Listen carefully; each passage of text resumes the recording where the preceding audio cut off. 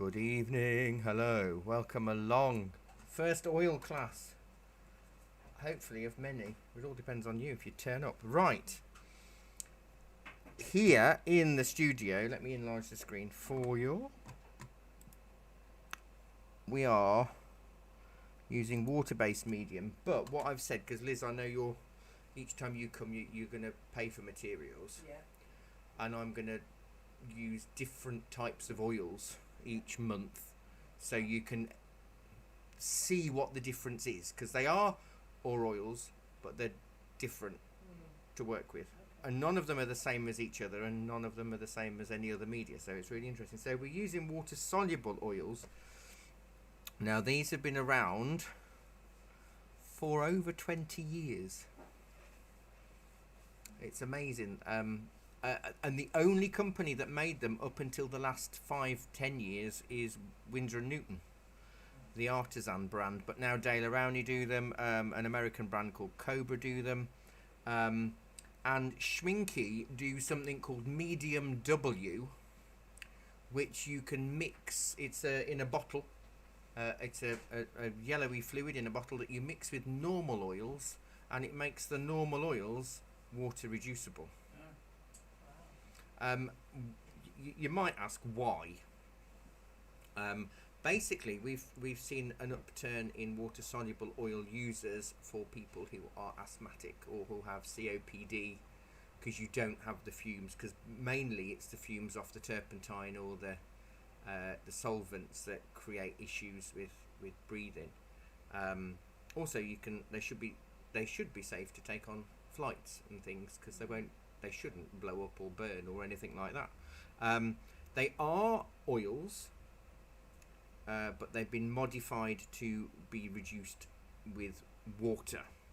So you clean your brushes in water. There are mediums. I've just given you all a little tot of water-soluble linseed oil, because you might want to do that. Now, the linseed oil improves flow and the gloss and the transparency. There is also an artist's painting medium, so a nice little blick there, and that's for finer detail work and for glazing. You can mix that with. And there is now fast drying medium, which speeds up the drying process of water based oils. So there's lots of different mediums, but when it first came out, really you just had water, so you can just use water as your thinners if you wanted to.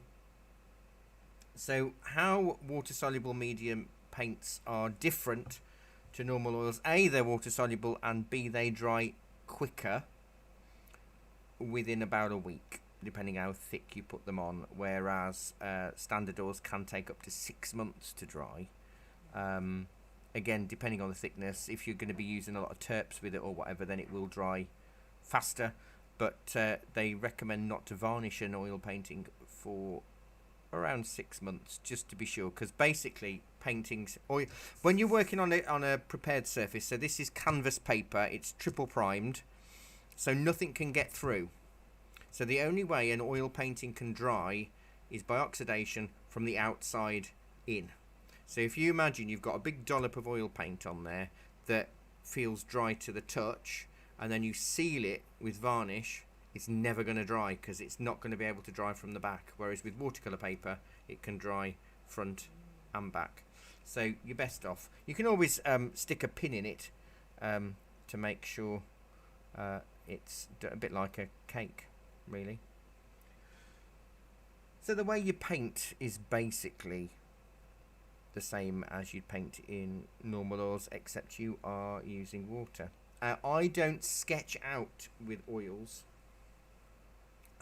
Basically because if you use charcoal or graphite, it will pick up in the paint and it will discolour the paint. So if you imagine using grey graphite and you want a white sky or something, or black charcoal and you want a white sky, as soon as the oil touches that, it goes off with it. So I often draw with paint if I need to, and I might with this.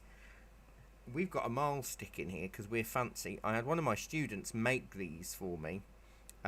You can buy them for about 15 quid, but it is basically a strong piece of dowel with a bit of chamois and string on.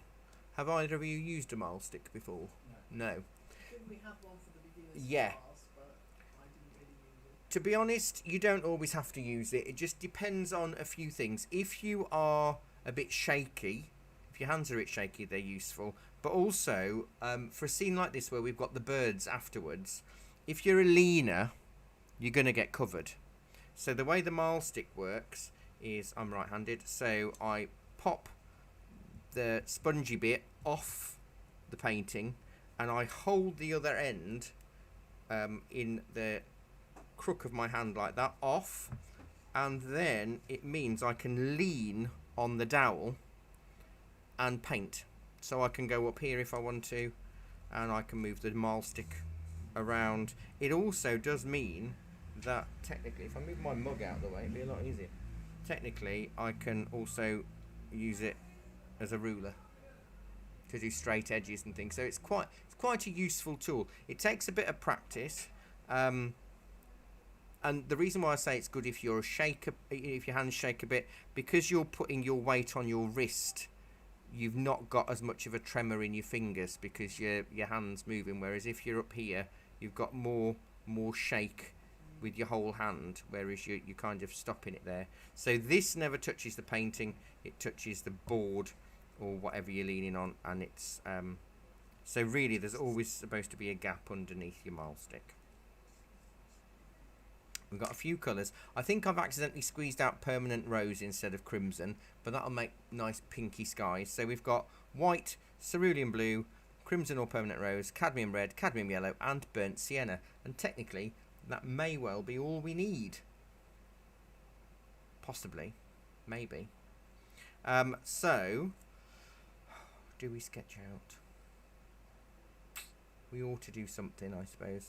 I'm just going to use a really thin, small brush here and go with a little bit of cerulean blue. Just a little. Now, these are oil brushes, so they might be a little bit stiff. And I'm going to have to switch my mile stick because I need a straight edge about halfway down, just below halfway,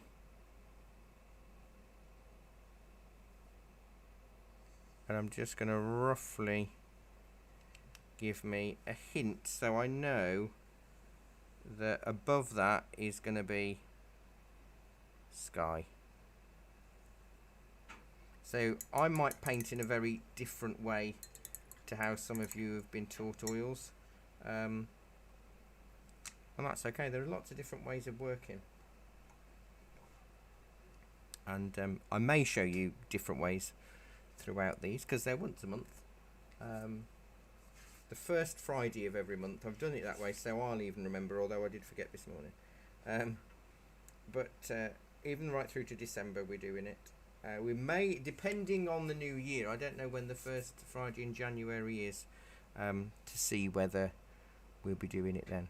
So the big thing to remember with oils is that thick paint does not stick to thin paint. So if you've diluted oil either with water or turpentine or whatever medium, and you've made it really runny, and you've got a piece on there, and then you want to put a dollop of oil on, what will happen is it will just slip and slide and go really muddy. Really what should happen is as you progress through your layers, they get thinner.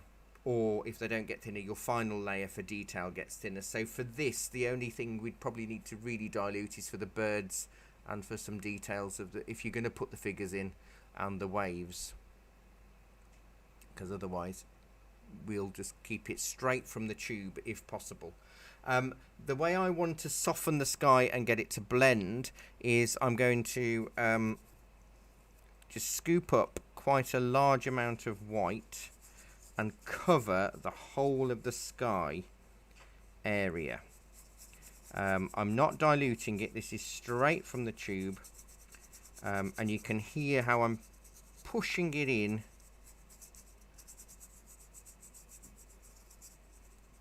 to the canvas. You do have to work a little bit harder on canvas. This is actual canvas, but just on paper. Well, tear off. So it's primed in the same way. I've got quite a lot of watercolour paper that I want to use up, and some of it's actually very old and it's sort of gone marked in parts. Yeah. What should I do to prime it? Gesso. Get gesso primer. Buy some gesso. Buy some gesso.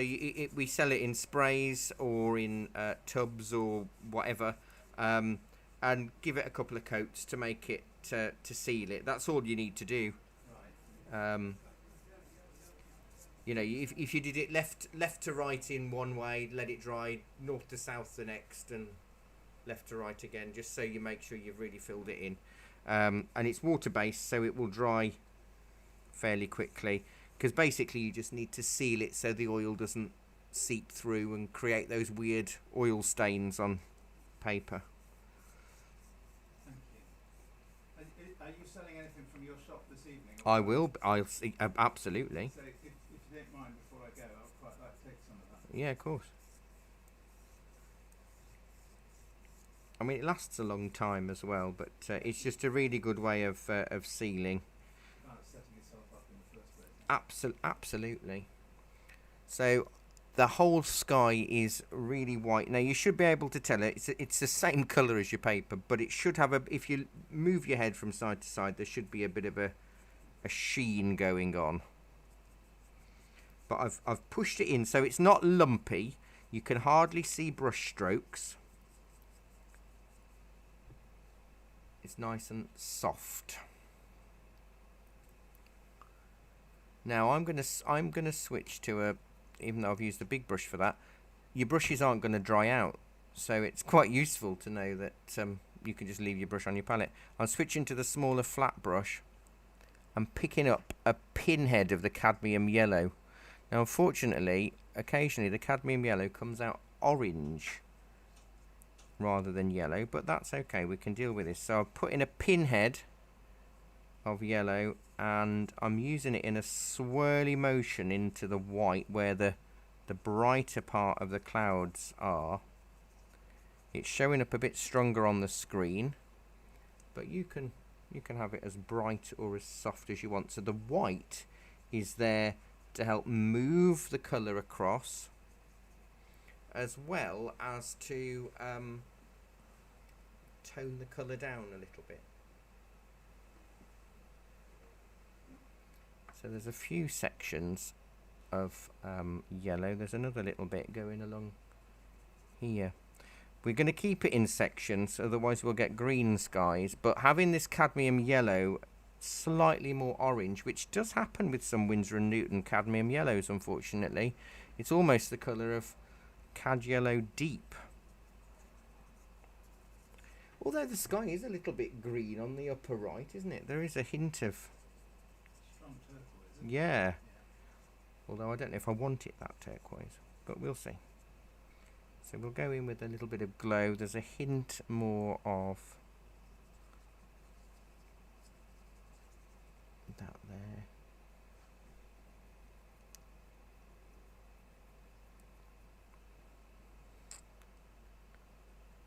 It's just such a beautiful sky, isn't it? So by using a flat brush in a sort of swirly motion, it creates better fluffy clouds than using a round brush. And the reason for that is when you're swirling a flat brush around, you get more of a, you can actually see on mine there, it's gone into a triangular point. Whereas if you use a round brush, it's got a V shape, and you often end up with just lots of V's.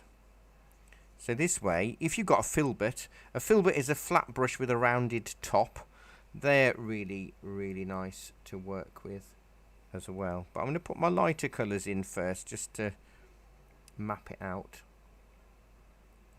I'm going to not really change my brush. I might just wipe off any excess if it's overly yellow on a bit of rag. Because what you don't want to do is keep diluting your paint. And if you rinse your brush out every few minutes, what you're doing is you've got a really wet brush. And every time you use a wet brush and it goes into the paint, you're diluting the paint. And then that's causing more issues for the thick and thin that we spoke about earlier, or fat over lean and all of that kind of stuff. So you can either have lots of brushes on the go or just wipe it fairly clean. And I'm going to go with a bit of the crimson or the permanent rose. And I'm going to do down here first, just in case I've got too strong of a colour. Again, a little swirly motion. Natural colour, isn't it, for the sky? That pink. That pink, it is very strong. Is it in Australia, is it? I think it is Australia. This scene. It's lovely though, but we don't get this very often over here, do we? Yeah, it's amazing.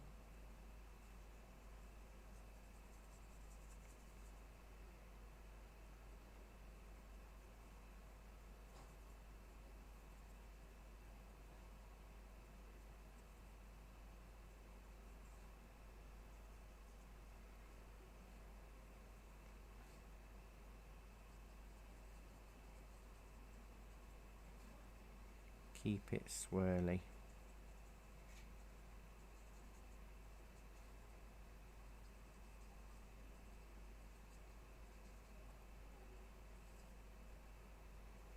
I mean, there will be more sessions where we'll have to do more drawing. So I don't think it's a cop-out with oils. There are times you have to do more of a block of work. I don't know what's going on. Let me have a quick look just to see. It's that long ago since I wrote this. I've been quite nice for the first 6 sessions, actually. Nice for me, anyway. Well, yeah, I thought you'd appreciate that, Liz. But I know more of you that will be doing this are more beginner-oriented, so I don't want to put you off straight away. Not that mean. So the more paint you add, the deeper and richer the colour. The more you push into the white, the softer and more pastel. So you can build up layering in this, whereby you make your pale pink and then you go in with a deeper colour in a few places, and it builds up the strength. So you're not actually adding more colour in terms of diluting it or thicker in pasto work. You're just pushing it about a bit more.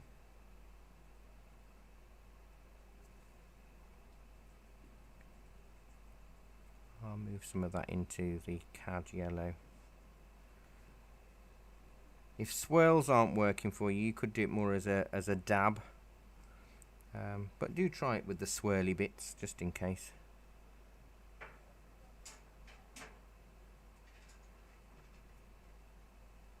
So you'll notice that there isn't really a smell with these. Is this your first time, Nigel, of using water soluble? Yes, it is, yeah. They don't feel much different, do they?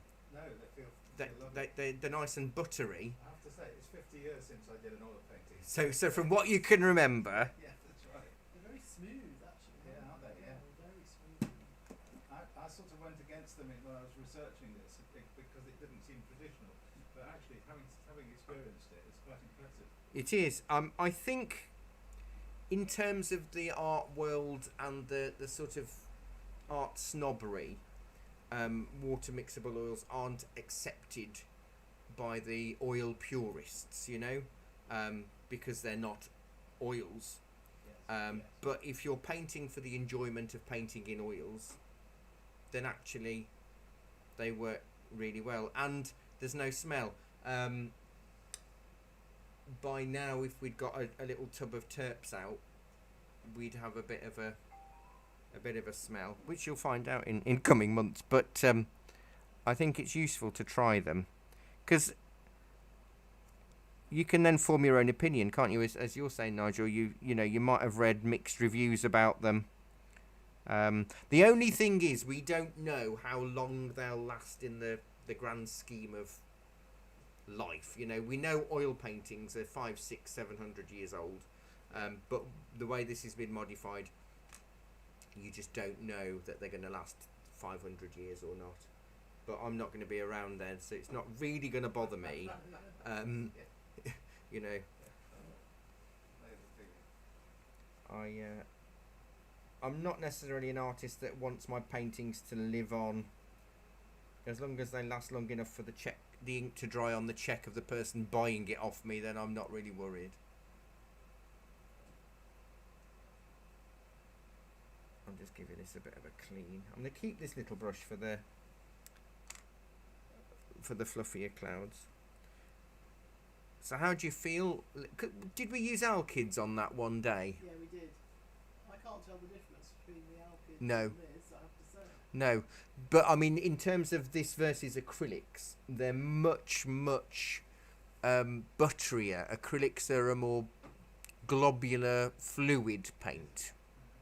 I've never painted in acrylics. I don't know. I find them too strong a colour for me, but I'll have to try one day. Well, I think it'd be important. Again, they are. It all depends on your base. So we use a lot of white in acrylics Yeah. to soften and dull down. But what I really love is the fact that I can put my brush down, I can chat to you without the worry that my painting is going to dry. So if I was doing this while the shop was open and I'd got a customer downstairs, in watercolour I'd be panicking because I couldn't, it'd be wet and it'd be dry. In acrylics it would be dry, so I'd lose my blend. But with oils I can come straight back up and carry on. Yeah. So it's there is more to it. So Is that the same in acrylics? Do they stay wet? no, They dry no, quickly? they can dry really quickly. So on a day like today, they can dry within 10 minutes. Yeah. The only acrylic paintings that I've ever seen have been really ultra realistic things. They look like photographs. Yes. In acrylics, which I don't like in a painting. I like No, the you painting like it to look like a painting. And very, very bright. And so I look and Yeah. I think, oh, you know me, I like washed out watercolour. Yeah. So I've always sort of fought against it, but I suppose like, it would be pretty interesting to try. Yeah, and you can do acrylics like a watercolour. So you can use watercolour painting methods on watercolour paper. And then, but the advantage is that it doesn't dry lighter, it dries the colour that you put it on. Yeah. And also you can just use it thicker to get the texture if you want to. So it's a bit like using watercolour and gouache, but you can just use acrylic. Yeah. So there's that option. I think one of these sessions we're actually going to do an acrylic underpainting. So we block it in so it's not a white surface, so it's easier to work on. If we did that in oils, we'd have to do it the month before or whatever to make sure, but we'll do an acrylic underpainting. So you'll get to see how it feels different, even though we're not necessarily going to do any pretty things with it. Oh yeah, the Stormy Sea we're going to use an acrylic underpainting in as well. The 24th of September full day oil class, Liz. Am I doing that? I don't know. Saturday the 24th of September, Stormy Sea. 10:30 till 2. I know you've mentioned it, but I don't know. It's a couple of months away, so we don't have to. Do the courses get booked up well in advance? I mean, I've only signed up to this one because I didn't know what to expect. Yeah, they can do. We used to have 9 in here pre-COVID, but we've reduced down to 6 just to give everyone a bit more space. And I've got no intention actually of increasing now. We've got our online, so we do hybrid classes each time. And a lot of our students don't live locally. I mean, we're teaching people in Scotland and Devon and Wales, and which is amazing for us. What I would say is the earlier you can come or want to come, then book, or just let us know and pay a deposit, just like you did anyway. But as this is a new course, it's Saturday the 24th of September. No, I haven't got that booked. Oh, I'm gonna book it in. I will. So that's a 10:30 till 2. Is that beginners again? Yeah, and it's a stormy wave. So I'm going to use the next flat brush, the one that's about 1/2 inch, with a bit of the cerulean in. Maybe I might need a good one then. Well, that's it. You might not need to. Right, some of the blue now. A bit of the cerulean in the sky, and I'm only using a little bit, and going up to the fluffy white. Which brush are you using? the medium size, so the half-inch one. I'm not going to make it as teal as it is in the picture. I just think it will not look right as a painting. So I'm actually just going up to the edge of the clouds. I think it's probably the camera. It's the camera. Is it? Because your blues looks a lot more vibrant. Yeah. No, mine's that colour. Okay. Yeah, it's the same. It's just that the camera takes a different colour and the projector goes a different colour. And it will probably show up more in in oils and acrylics as it does in gouache, weirdly. Well, actually, it's the same in watercolour, because when I'm at home, your blues look completely different to mine. Yeah. Are we going right up to the edge of the yellow? Almost. I'm leaving a little bit of a gap because I'm a coward. And I just don't want a green sky. But where the purple is, you can put the blue. But we'll have a little bit of a method with the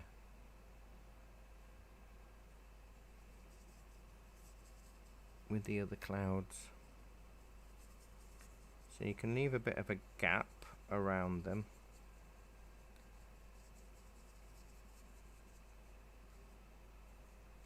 But they are such lovely paints to work with. Yeah, I'm very impressed, actually. It's a shame, really, for me, because I don't get a lot of time to paint for myself, because I'm teaching 30 classes a month and I'm running a shop and I might get commissions and all of that kind of thing. And whenever I work in oils, I think, oh, I wish I could paint more in oils, because I just love using them. And to be honest, that's why I've started these classes, because I wanted to do more oil painting.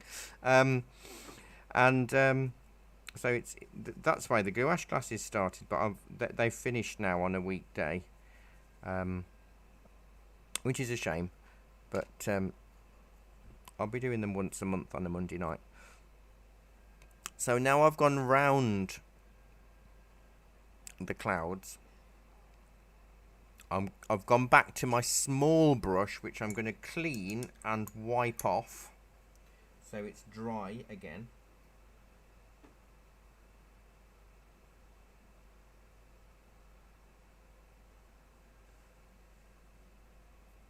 The small flat. Have you done your blue bit, Liz? Or you still got a bit more to do? I'm still doing a bit. That's alright, I'll wait a minute. No. I like the way you can use the brush to swirl around, which perhaps you wouldn't do with watercolours. You'd be filling in, You would, you'd have to do it wet in wet, and then you've got the problem that when it dries, you get the hard edges. Yeah. Was it you that was saying that, Liz, today, Yes, about the hard I edges? get hard edges, yeah. So when I look at a photograph and I think, for reference, sometimes I think, oh, that would make a great gouache painting, or that would make a great watercolour, or that would be really difficult in such and such. Now this one, we could do in watercolour, but you'd have less control over the fluffiness of clouds, because you'd have to do it in wet, Yeah. which means that you're relinquishing all control to the watercolour gods, and you don't know how it'll turn out. Whereas with oils, you can really sculpt them Yeah. more so. And I'm really enjoying the way the white underneath is blending in with it. So Yes, you can get really soft Yeah. elements, that's can't you? something I really wouldn't have understood before, so I've already learned that. Oh, well, that's good. Yeah. Excellent. So what I'm doing, because we've got a little bit of a gap, with a clean small flat brush, I'm just going to blend the white clouds or the cream clouds out into the blue, just a little bit. So because it's an orange yellow and a green blue, we shouldn't have too much problem, because we haven't got a lot of yellow on, have we? So that in itself should give us softer tones. This is just with a Clean dry brush, yeah. Okay. Do you put it in your water to get it? Yeah, clean it in your water, then dry it off on your rag. I've got a bit of pink now on the other side. Well, that's alright, it's the perfect thing for that. But I've gone round my pink, and I shouldn't have. I should have stayed with all the yellow ones first. And how much am I blending it into the As much as you want, really. I'm just trying to soften the edges a little bit, but we can always put more colour back on should we need to.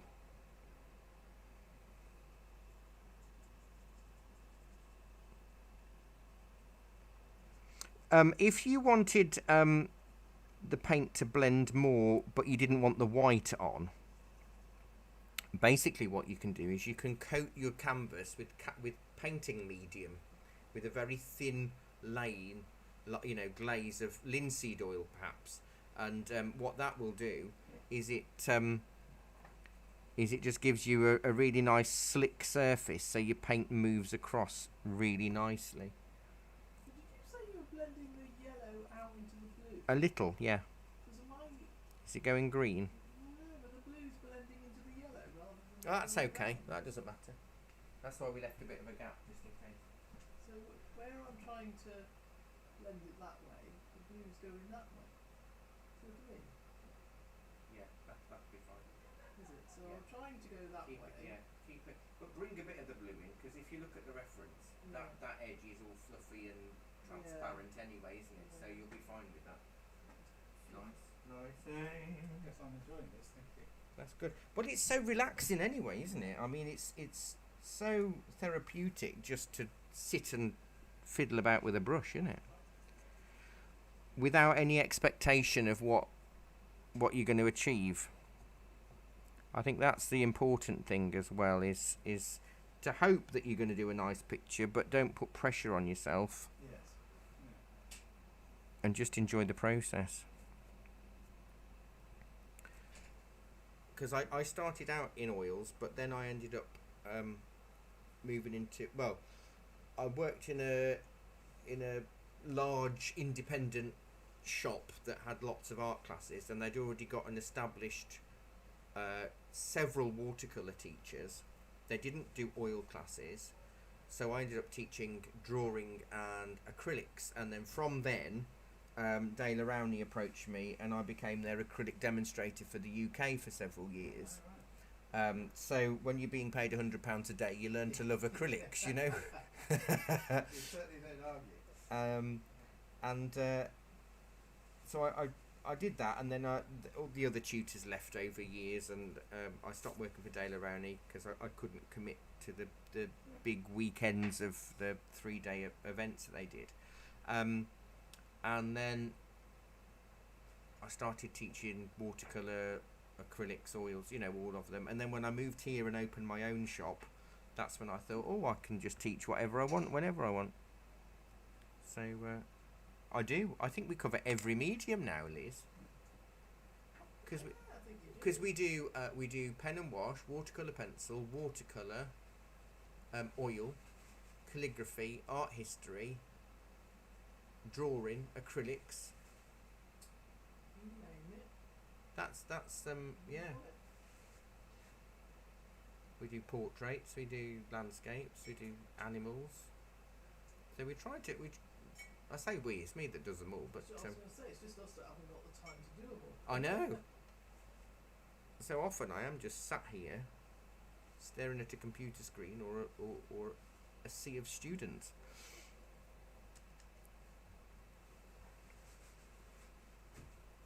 Right. So they don't have to be overly blended, and then I've just wiped off that 1/2" flat brush a little, because we're going to do two different tones of purple cloud, because we want nice purple and slightly darker purple. So for the brighter purple, I'm going to use the cerulean and the crimson, or the permanent rose.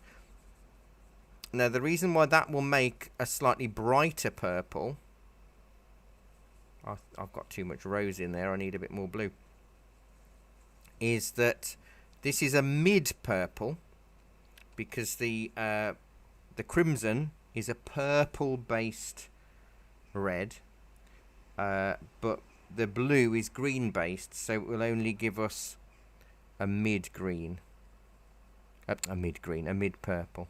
Sorry, Harry, what have you mixed? Crimson and cerulean, and it's up to you how much crimson. Not the rose. Well, the rose colour. The That's the one you mixed. yeah. Okay. Because that should have been crimson, but I squeezed it. As well. You've got red, cad red, Oh, and cad red. yeah, cad red. But that will give us a dull purple. I'll explain all of that in a minute. I'll try and explain the processes as well. I'm not too worried about the outer edge of the clouds because I'm going to use my little brush for that. But you can use more blue if you need to, or you can use more red. Okay, so this is the darker cloud. Yeah, these are your darker clouds, but we will make them darker as well later on.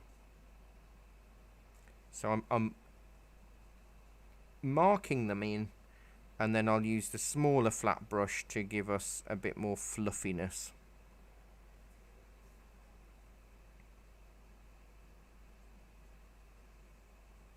Obviously the blue or whatever colours underneath will pick up as you move along. So that's why we're not really laying it on thick. We're keeping it quite thin.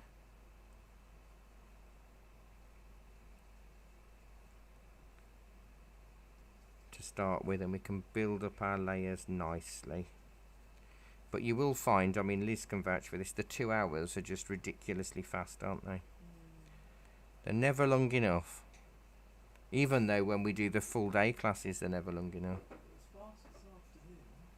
It was, wasn't it? And yet I was up and down and out and about. So normally you get a bit more time. Wind's picking up though, isn't it?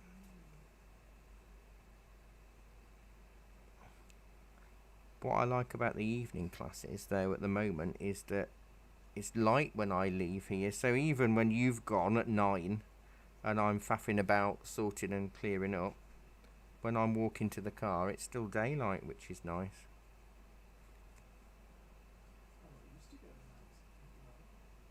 Oh, you dirty stop out. Because in lockdown, we kind of stopped going out with it, didn't we? So Yeah. suddenly, when we started rehearsing for the play 2 nights a week, it was like, oh my goodness me, this is weird. And we're only kind of just getting back into going out. Yeah.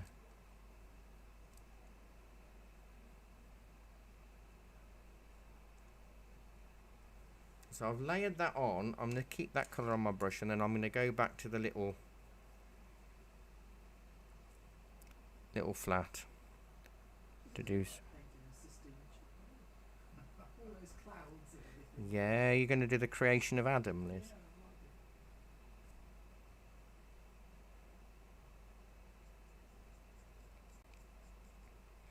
I am very lucky. I do have to remind myself that when I mow now, if I've had a quiet day, I am still very lucky that I can do what I do as a job.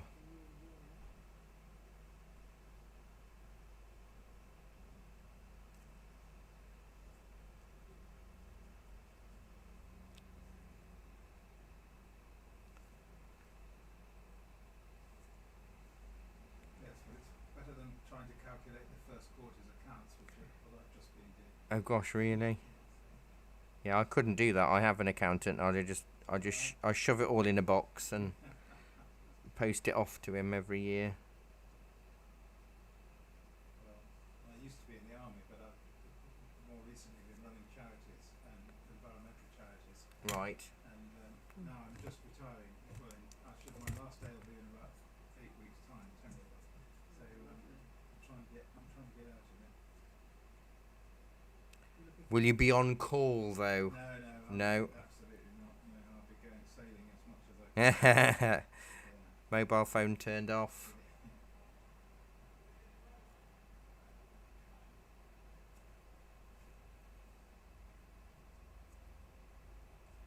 But you couldn't get this level of blending in acrylics for definite.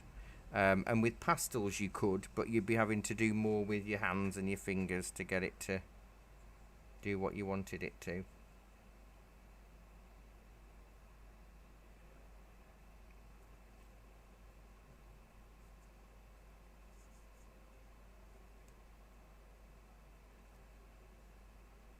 Well, I like the way the swirly gives it up to the bumpy edge. It It does. It's nice, isn't it? It makes it quite fluffy. I mean, there are other ways you can do it. In while it's wet, if you used a really soft bristled, like a goat's hair brush, and almost tickle the surface, you can do it that way. But then, if you've got a heavy hand, it won't work, and you could end up streaking it everywhere. So this is a slightly more controlled way of working, I guess. How are you finding it, Liz? Yeah, it's lovely. I think with you coming more watercolory background, Liz, you'll know that you couldn't do this. No, the thing I do love my watercolours. Yeah. I love, I mean, the colours that we're using, for me, it's still too bright. It's too bright. This is too bright, yeah. Too bright. It feels wrong, but the flexibility of it is lovely. And I wish that, you could do that in watercolours, that you could go back and go, oh, I don't really like that, I'm going to make that Yeah. a bit softer. It's such a shame with watercolours that they do dry and that's it. Yes, you can't go back, can you? Not at all, really. And then you look and you think, oh, just spoilt it now. Whereas with this, you think, well, I don't really like that, and then you can fiddle, can't you? Do a bit Yeah. more. But you can also see how you could get a palette knife and just scrape off the excess Yeah. and maybe, let it dry and start again. It's very. Have you gone back to putting more blue in than the purple? I've added a bit of blue because my purple was quite red. Yeah. So I'm sort of adding a bit of blue and a bit of pinky red. But we are going to make a slightly darker purple as well.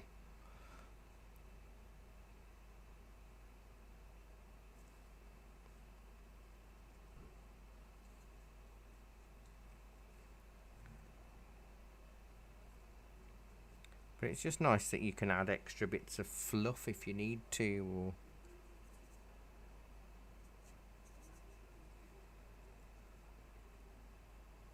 In a way, because you can fiddle with it, it's more relaxing, isn't it?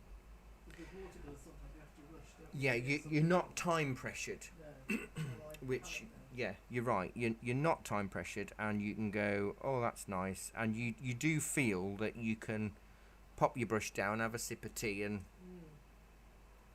you're not gonna. It's not gonna ruin by you doing nothing. Yeah, that's right. There's nothing I love more though than doing a wet and wet sky. Just love it. And then- Watching the water paint and the yeah, swirl the and paint takes over from you, yeah. doesn't it? And I love that. But The wet, yeah, it's lovely and wet, and then you put some colour into it, and it spreads. Yeah, it is. It's magic. it does its own thing. I've been doing it for 25 years, and I still get excited when the colour runs and spreads out and spiders out, and you don't know which direction it's quite gonna go, but you go with it anyway. Something Yeah. very special about that. There is. So you could add a bit of white to your brush if you clean it off. I've already done that actually. Oh, there we go. Yeah, just when I was thinking it was getting a bit too dark in parts. Yeah, bit of white on your brush. So we're not diluting it too much. We're not doing anything. It is just straight from the tube.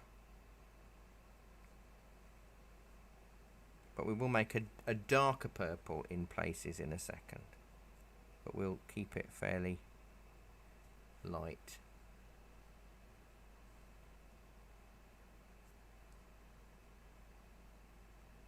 But with our classes, we run on a 6-month booklet curriculum. So what that does is it allows me to try different lessons out and different media, gauge the interest, run it for 6 months, and if it doesn't work, then I've not really lost a whole year of my schedule, and I can try something else, which I love. It frees me up much more. But now we're doing an offering of everything. And that's the first time since we opened in 2010 that we're offering literally every single medium.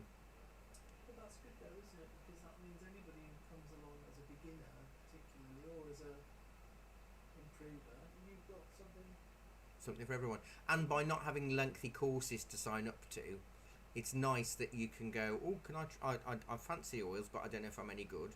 or oh, I fancy watercolours, but I don't know if I'm any good. And we've had students who sign up to one of each or two of each, see which one they prefer, and then they stick to it. Whereas if you've got like 10-week courses to sign up for, it's a long time if you're not sure you're going to get on with something. And also, nowadays, with the world the way it is, 10 weeks is a long time, and a lot can happen. A lot can happen in that time. So I'm going to make a darker purple now using the same blue and the other red. Now it could be counterintuitive because you look at the cerulean blue and you can see it's quite a bright blue, and you look at the cadmium red and you can see it's quite a bright red. So you think, oh, a bright red and a bright blue, bright purple. No, because cadmium red is an orange based red and cerulean blue is a green based blue. There is very little purple in it, so you'll almost instantly see that you get a purple grey, which is good for what we want to do, but we'll be quite sparing with it. We want more blue than red.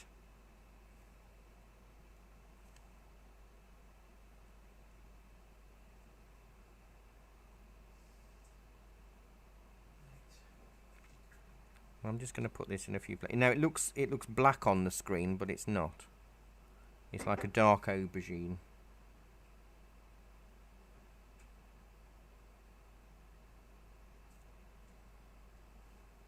So could you just say again what the colours were that Yeah, the cerulean blue and a little bit of the other red, the cadmium red, and I'm just being sparing. Does it matter from which brush we're using? The little small flat one. Okay. So I've got control.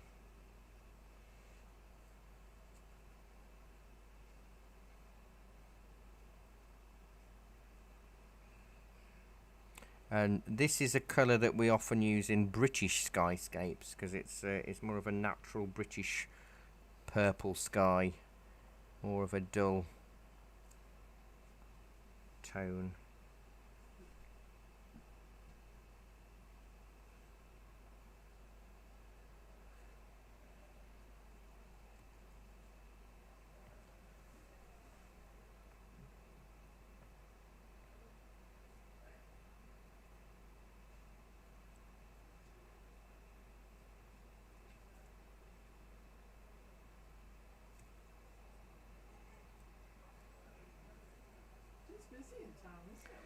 Friday night, yeah. I'm not normally in town on a Friday. I don't normally venture out.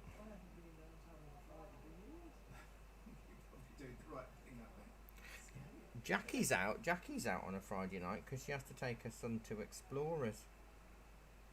Explorers, it's like the next one up after Scouts. Oh, is it? Right. So she's off and out on a Friday, and she says how really busy the town is.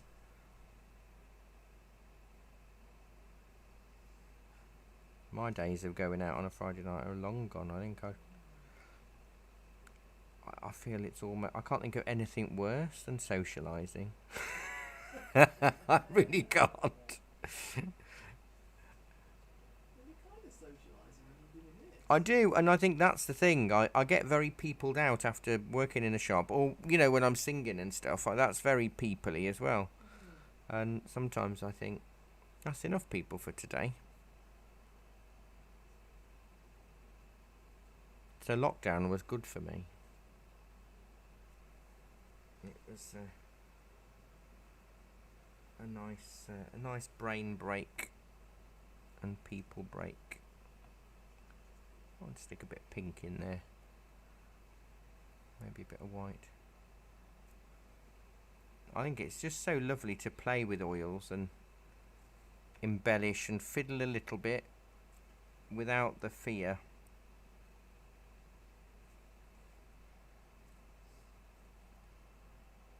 So this is your second oil, this? It is. What did we do on the day? Can you remember? Yeah, we did. Yeah, I can, because it's framed on my board. Oh wow, what was it? There, the one you did. Oh, the mountain. Yeah, the mountain. Yeah, the mountain. I wonder whether that's one of the ladies who's come in. No.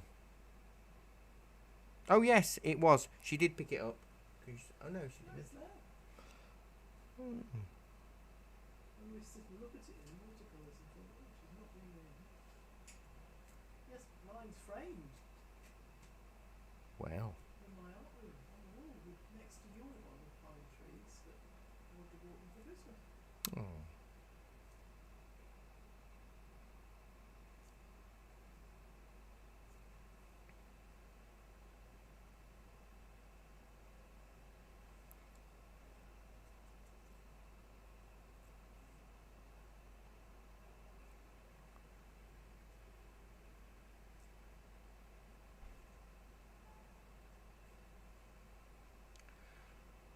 Oh, that's quite a nice sky, isn't it? I can't believe it's 10 to 8. You've been here nearly an hour.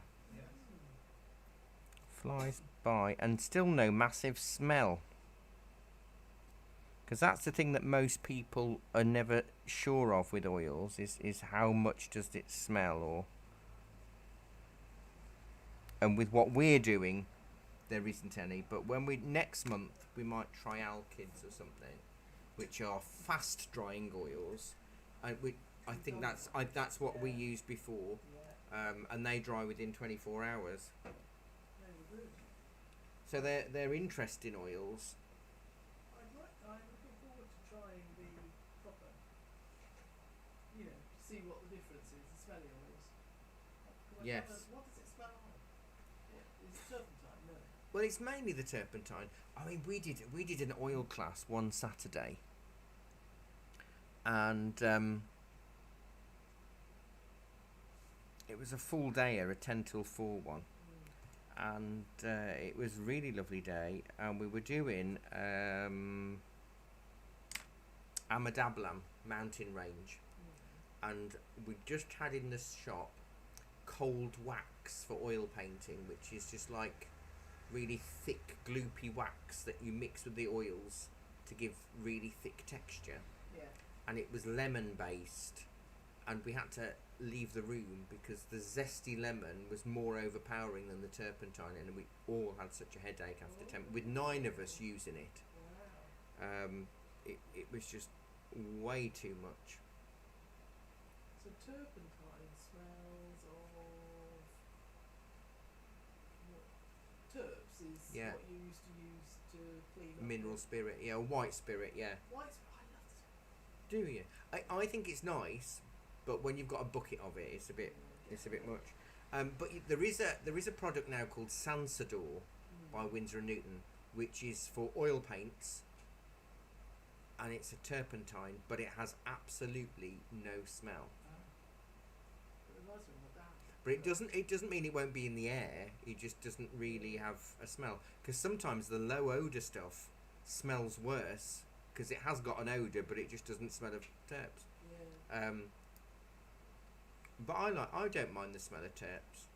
Well, it reminded me of my dad. It's like he used to creosote our fence, and so you can't buy creosote anymore. But if you ever smell that kind of smell of creosote, kind of smell. Oh, my fence was creosoted. It took not even though it's outside, I can still smell it. You remember when my fence fell over and my landlord What did you use to paint that? I didn't paint it. It was just done, but it's so strong, Buy creosote. and It's been bad. he must have it in his shed or something. Yeah. Probably got some left over. Yeah. It's Because what honestly, happened it to you. took 9-10 weeks Wow. for the smell to leave my front garden. It's a very distinctive smell, isn't it? Which I mean, I didn't mind, to be honest, but it's quite heady if you're out in the garden. In a nice way. I like the smell when you walk past the laser place down Swan Close, where they paint boats. Oh right, yeah. And the smell of pear drops. Oh, I love pear drops. That really strong smell of whatever they use. I do love pear drops. Acetone. Yeah. Acetone, yeah.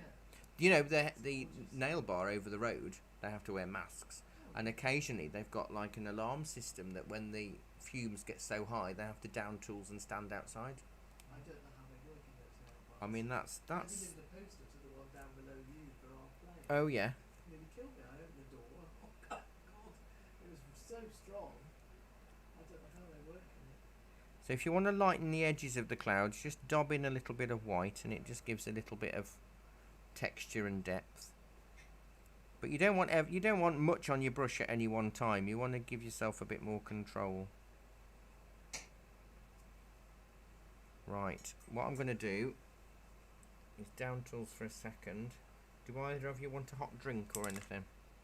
I can do a tea or a coffee. A cup of tea. I'll take a coffee, I think. Coffee and a tea. Thank you. We both have milk, don't you? Yes, please, yeah.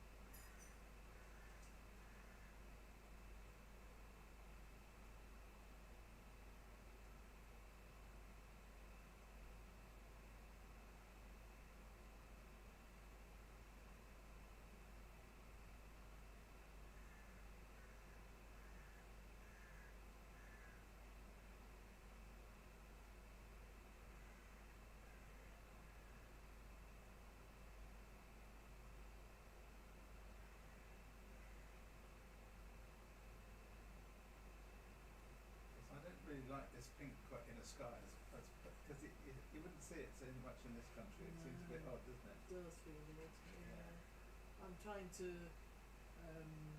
tone mine down a bit by putting a Yeah. bit of blue over it. Yes, I Because think it looks it odd. feels I've got too much red in the picture. Yeah. It does look Australian, but in fairness, I don't think I've ever seen it in what it looks like an enhanced photograph. Yes, it does, doesn't it? It's sort of all a bit too much. Yeah. When we went to see the Northern Lights a couple of years ago, just before COVID, all the professional pictures that you get of the Northern Lights are really bright, and we saw them and they were absolutely stunning. But there wasn't like a bright pink in it. It was all more muted, and Yeah. they enhance it with the Yeah. wonderful cameras that they've got.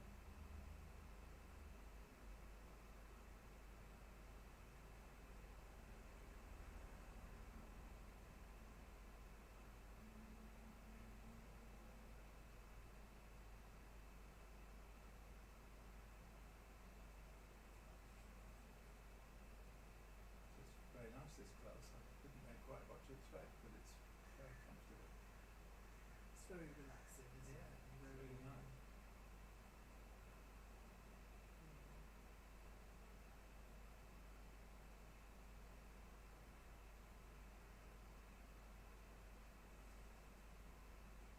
Yes, I've knocked a bit of the power out of my red because I don't like it quite so much. Yeah, I agree. I think it's better not quite so punchy. It's a bit more natural, doesn't it? When it's Yeah. a bit softer.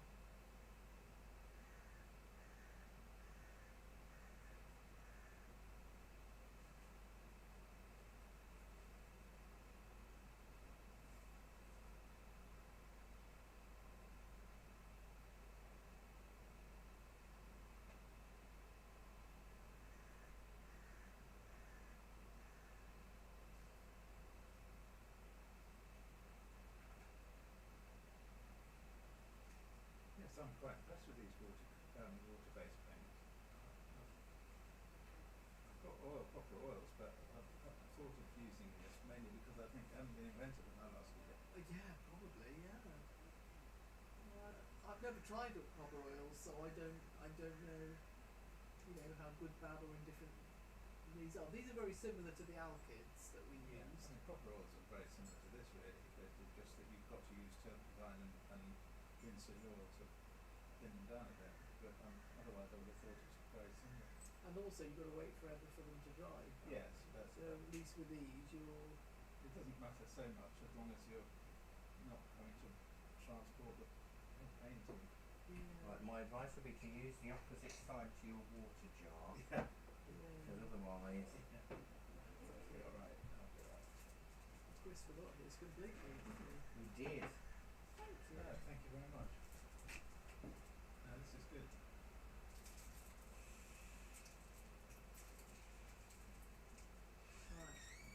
Right.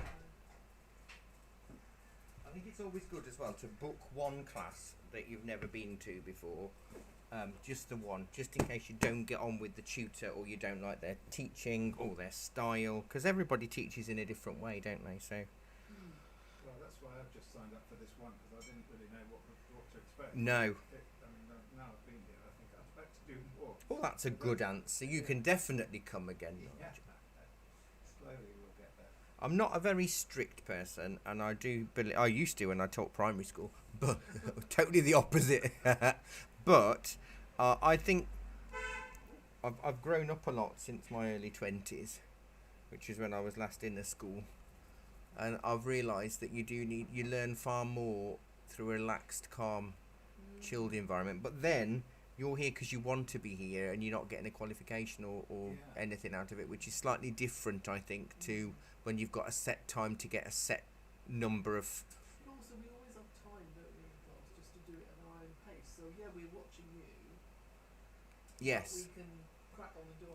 Well, it's funny because I had two other people that had gone to a different class that is no longer operating, and I always say these are step-by-step lessons because I teach you step by step, and they said they get more freedom in these classes than a previous class, which was very step by step, but quite a militant step by step in that you had to do what they did, A bit more prescriptive. and there was no other way. Whereas I will show you the technique, but if you go, actually I want to do it in this colour, or actually I want to add a bit more of this to here, well, that's what it's all about. If I can help encourage your creativity whilst teaching you the techniques, I think that's the perfect combination in a way, isn't it? It is. Um, Well, it that- works for me. That you've got the freedom to well, I mean, Dr. Chris will run on and do his own thing, Jeff and it, does. yeah, Jeff, and I love that. I love it, and I like to see at the end of the lesson, even though we've used the same technique, you've all got your own style, and that's the important thing, because I really don't want to make you all the same as me, Charlie Whitehouse, no. because then I'll be out of work. Yeah.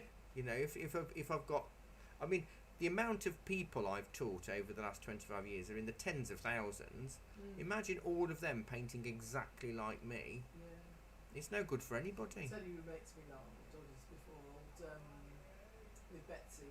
Oh, Norman, he does lovely stuff. His paintings, they're more like illustrations, Mm. aren't they, now? He doesn't seem... I mean, they look as if he's done them in like 2 seconds. I'm sure he hasn't. No, But they look like a book illustration. they are. They're Yeah. lovely.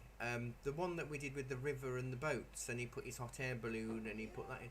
I love it, and I will never not encourage. I used to have a Monday night student that painted in metallic watercolours, and he'd go. We did a badger once, and he did it in purple, metallic purple. Fair enough. Fair enough. You know, Fair enough. whatever you want to do, and I think that's important. So, have we got a lady online? No, we haven't at the minute. I think she must be doing it later on. Oh, right. But everyone's in the group. Hmm. So we're going to put a bit of the sea in next. I've cleaned off my hot little flat brush. And I'm actually going to do... I'm going to mark in the pale blue waves to start with, and then we can put some of the darks in after. So if I go with white, and you know the initial purple we made from the cerulean and the crimson, or the rose colour, I'm going to use a bluey version of that to sketch it coming down like that, doesn't it? We want it narrower on the right.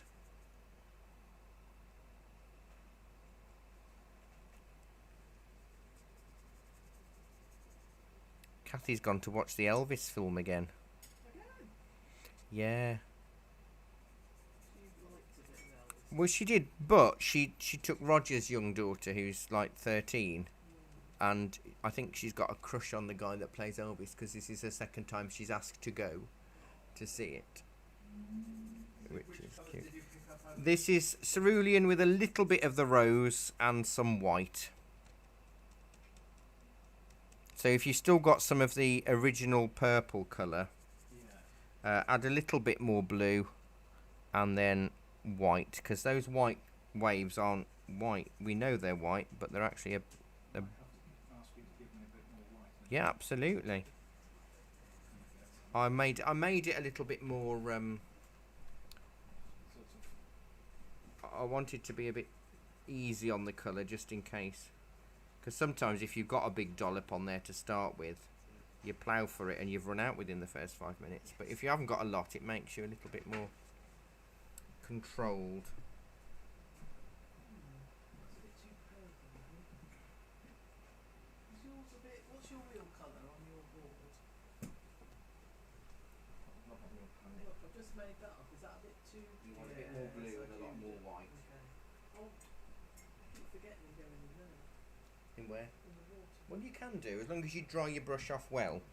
But like when you see artists of old, you know, like when they show and they do films of Van Gogh painting or whatever, he will have a jar of 20 or 30 brushes all in one go, Yeah.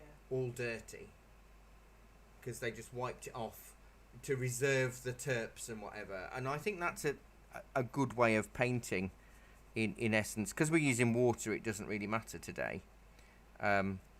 But you don't really want to spend in this small studio. I'm just covering it all in this colour to start with. You know, if you're in a small studio room with very little ventilation and you've got buckets of terps, it's not a good move. Right, so that's a bit of a basic coverage.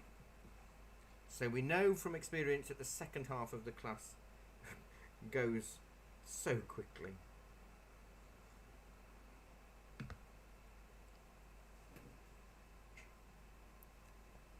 you use your little brush still? I use the medium-sized one.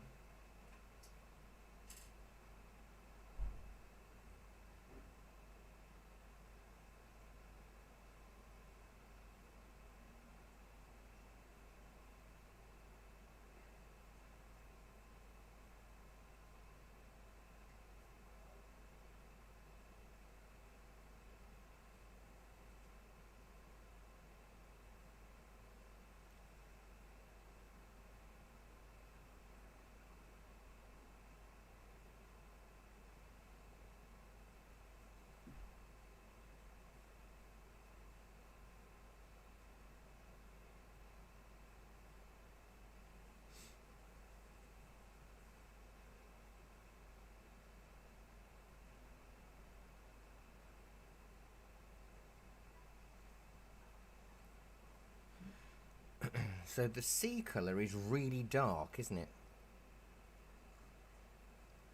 Like mega dark. In fact, I would say that the top horizon line of the sea is as dark or darker than the bottom right sand, isn't it? Yes. So we're aiming for a dark tone. I'm going back to my little smaller flat. We'll go with cerulean. Tiny bit of the yellow. And a tiny bit of the red. So it's not purple, it's not green, and it's not blue.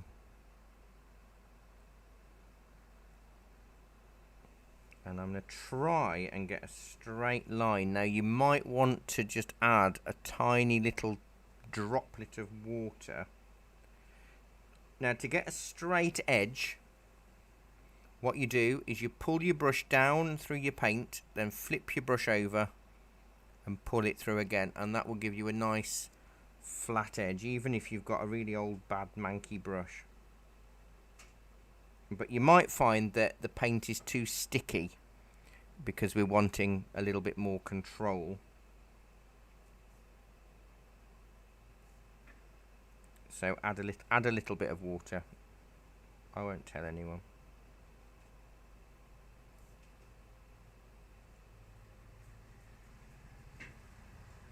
Did you use the crimson or the? The cad red. Yeah. So we've got it's more of a dark grey colour. Yeah, quite a dark grey. Mine's a bit more like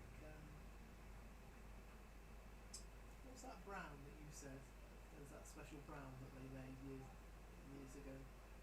to Which do one? with King Louis XIV. Oh, caca Yeah, that's what I thing.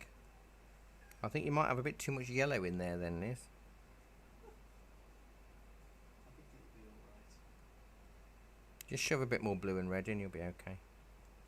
It's a strange colour, but it'll do. So I'm leaving the gaps where the lighter things are, but we might make them a little bit lighter. Still, we'll cheat a little. But I'm keeping my brush strokes fairly horizontal. I'm doing shorter horizontal strokes. And I'm letting the paler colour underneath blend in places.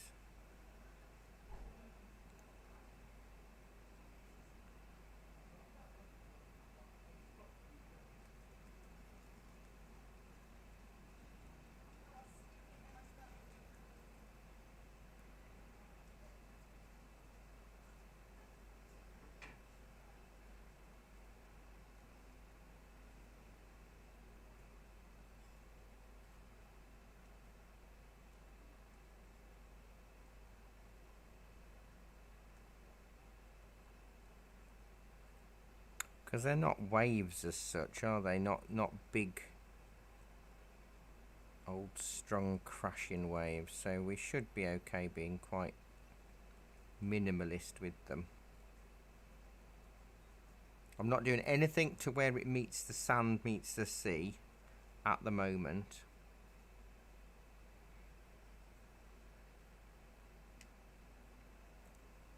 What I'm going to do is I'm going to try and zoom in if I can get my camera to work.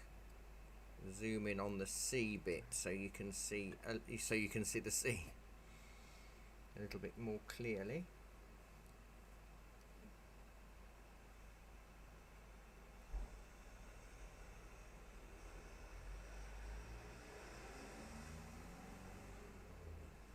Well, that was a blue flashing light thing going past then.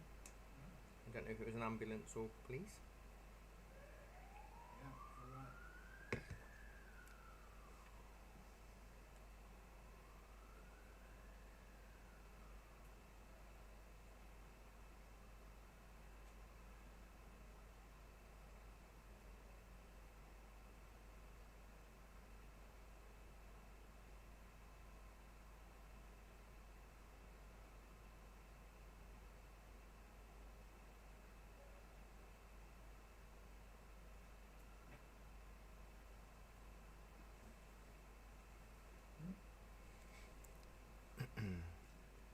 So what you can try to do, and you could mix a little bit of the brown in here if you wanted, is right under the wave, go a little bit deeper and darker. Just a little. I'm adding a little bit of burnt sienna in here. And I'm doing it in a bit more of a dabby motion.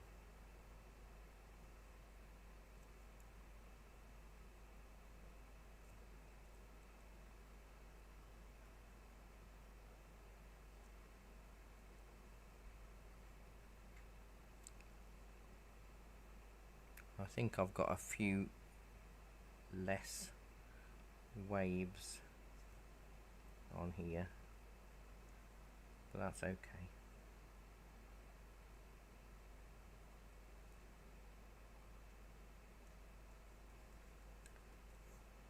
Because the point that the wave crashes and the foam meets the sea is the darker point, especially because the light is coming from behind.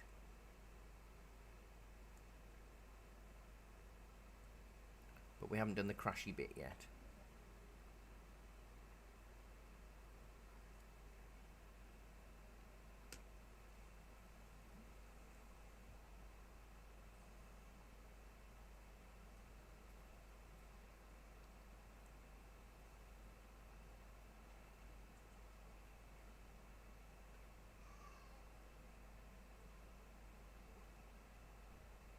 You enjoying yourself, Liz? Yes, I am, thank you. Yes, it's good. Good. Actually, what I found, because there's only a few of you in the room, it's not as heady and we haven't got tons of paint out. But what you'd find is if you'd got this set up permanently in your room, it would just smell more like emulsion than the oil, because it is just the oil in the paint that's smelling rather than the terps or the linseed oil or anything like that. But it's just nice having it not dry, isn't it? It is.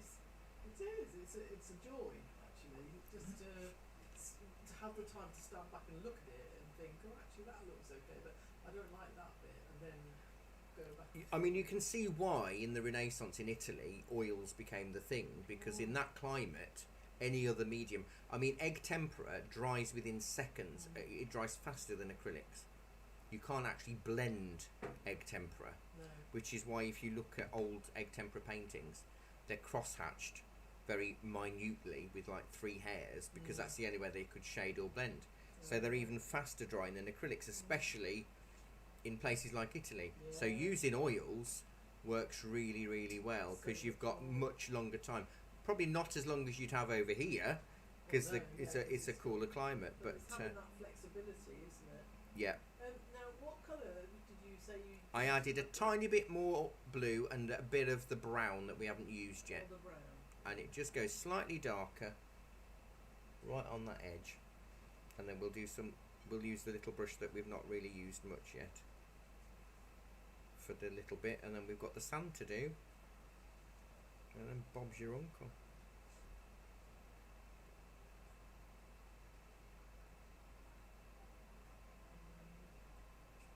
So it just needs to be like a dark greyish tone.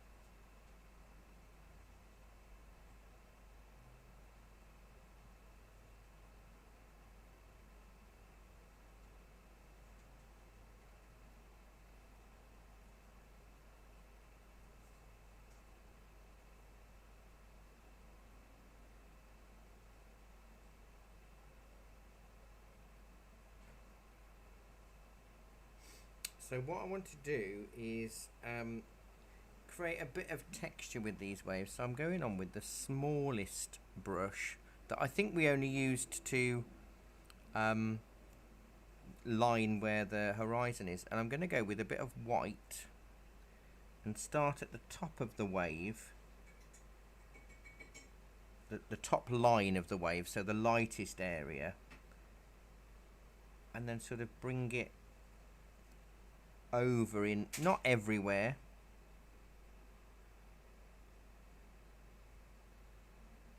but just so it feels like we've got a bit of lighter tone crashing over. Now I could put a bit of dark in amongst this, but I can't put that dark in until I've put the light on. So this is just neat white with the thinnest brush that we've got, although my brush isn't very thin, it's gone a bit funny, but the show must go on.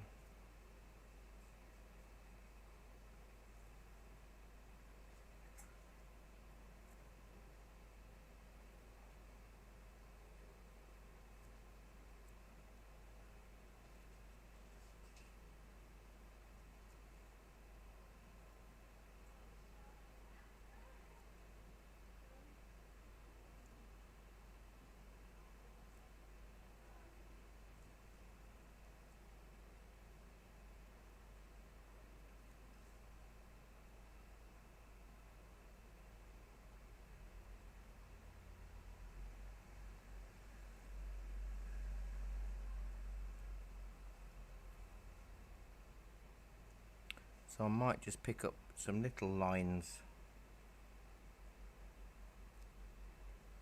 of the grey, or even just bring some of it over the top. Just going to grab a bit more white, if that's all right. Yeah, of course, yeah.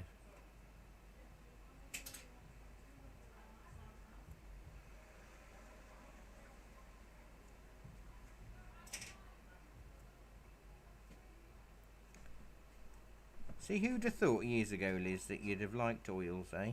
No, absolutely, no way. But also, I think because you do the art history lessons, it kind of is a good way of for you to get a different closeness It is. to some of the artists that we've studied, you know? Makes me appreciate Van Gogh. Well, this is it, you know. When I've taught, like, paint like Pollock or do a Van Gogh or a Monet in the style of, Yeah. it, whether you like the work or not, it really does make you appreciate it in a different way. I remember teaching a Jackson Pollock session once with one of the art groups, and they were all, poof, anybody can paint like that, really easy. And about 10 minutes into the lesson, they were like, do you know what, this is much trickier than I thought. And because they literally thought you just threw the paint, but what they realised is that they're having to make a conscious decision of where the colours were going for balance, or how big the splatters were going to needed to be to balance the picture out. Do you know what I mean? They were having to do far more than they thought. So I don't think it made any of them like Pollock's work anymore particularly, but it did make them appreciate it's more than just, oh, a 5-year-old can do that. Well, when I go and to a gallery, I like to go really close to the artwork. I get told off by the guards because I get too close because I've got my nose up against it. Because you want to see the brushstrokes. And I do. Van Gogh, you can really see his brushstrokes beautifully. Yeah. And I'm thinking, oh, is my taint up again? I mean, we're using nylon bristles. He would have used hog hair, Yeah.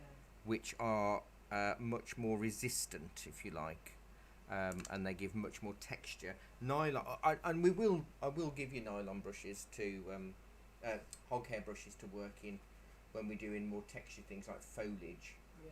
and stuff. But when you think this is just a very basic hog, if you feel the edge of that, I mean that. Oh, that's quite tough, isn't it? Yeah. So you're going to get a lot more. You probably used hog before, have you? So, but when it's you did- such a long time ago. Yeah. It's quite stiff, isn't it? So it leaves Yeah. texture Yes. and brush marks in, which is wonderful for certain things, but the nylon give you really nice blends. Yeah.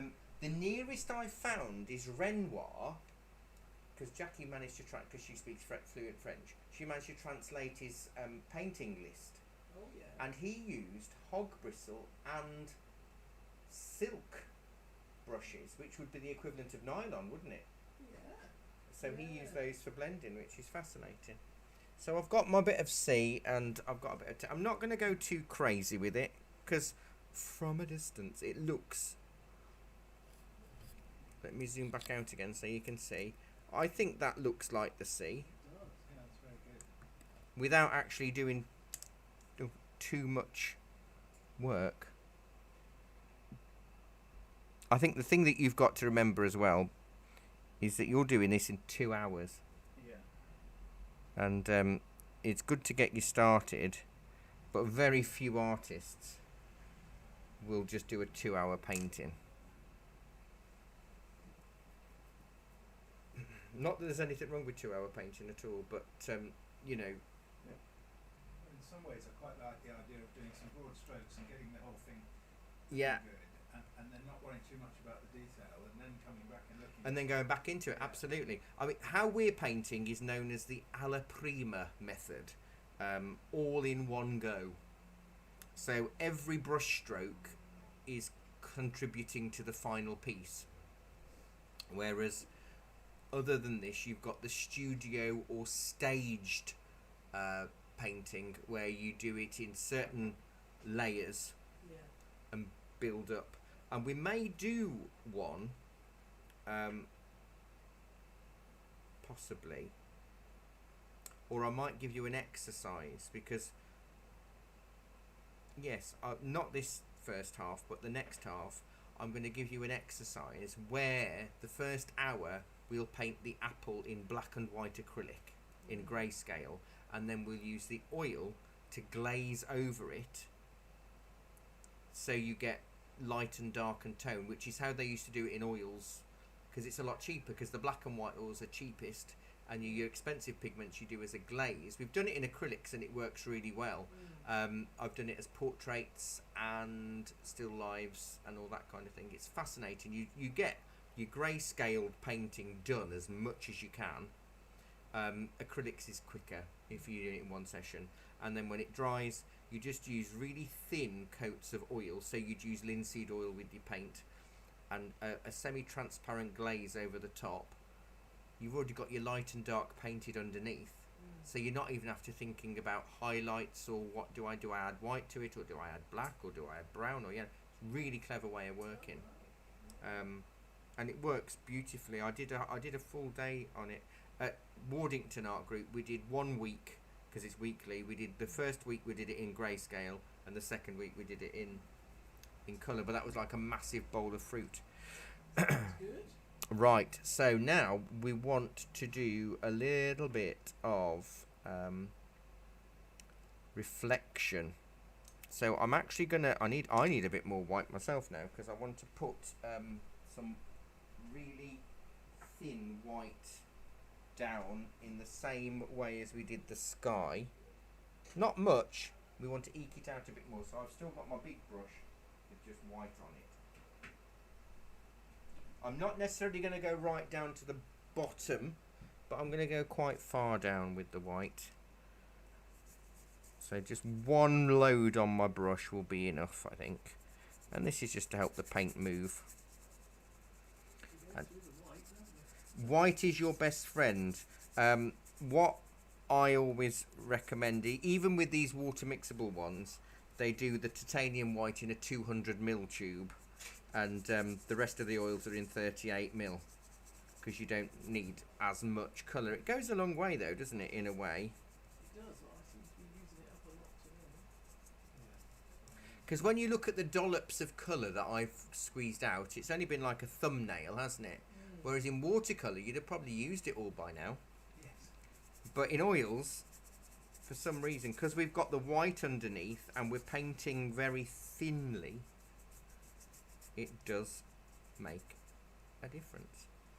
I like this idea of putting white underneath and then merging it in. It gives you a much more natural feel, doesn't it? It takes the harshness Really clever. out. Doesn't it go all smoothly though? Even the first bit of white goes really.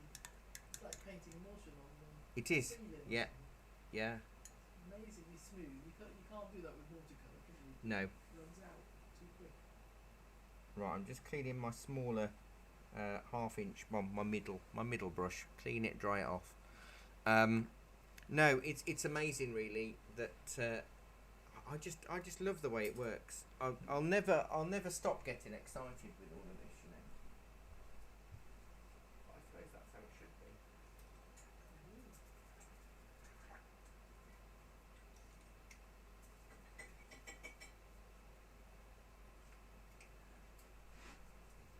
Right, I'm going to do this, but you don't need it yet. Spare brush. We'll need that in a minute. So we are going to go and we're going to almost replicate the sky, but it doesn't have to be overly replicated. If we do a bit of yellow, but I'm just going to brush it downwards, because what I've also found over the years is that the reflection doesn't actually have to match. No. As long as it's a similar colour in a similar shape, doesn't matter. Nobody really bothers. We were saying that this afternoon, though, weren't we, Liz, with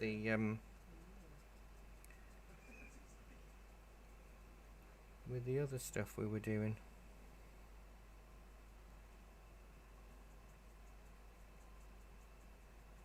If you forget and don't go downwards, it's all right, because we're going to do that anyway.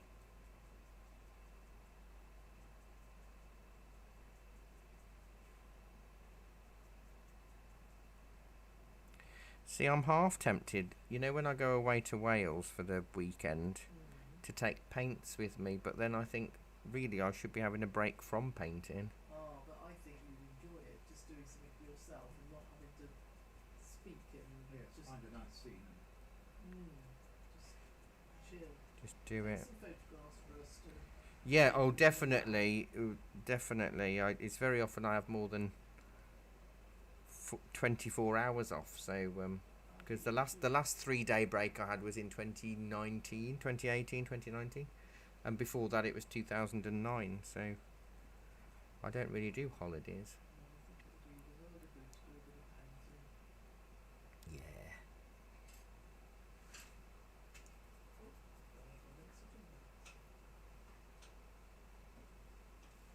And then there was bits of blue, isn't there? There's a little bit of blue here.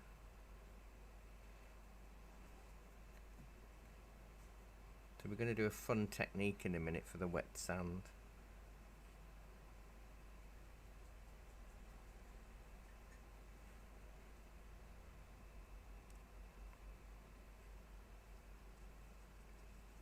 So it's basically using all the colours you've got on your plate. And the purples and the what have yous.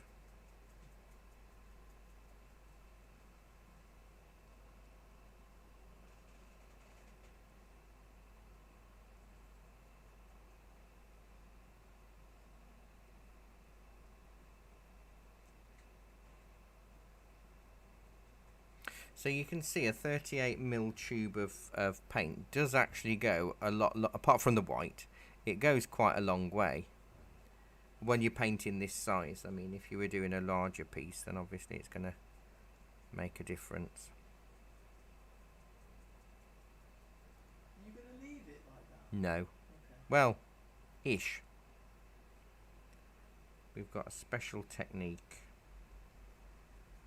that you can only do, weirdly, in oils and pastels, because they're the only two things that don't dry within seconds.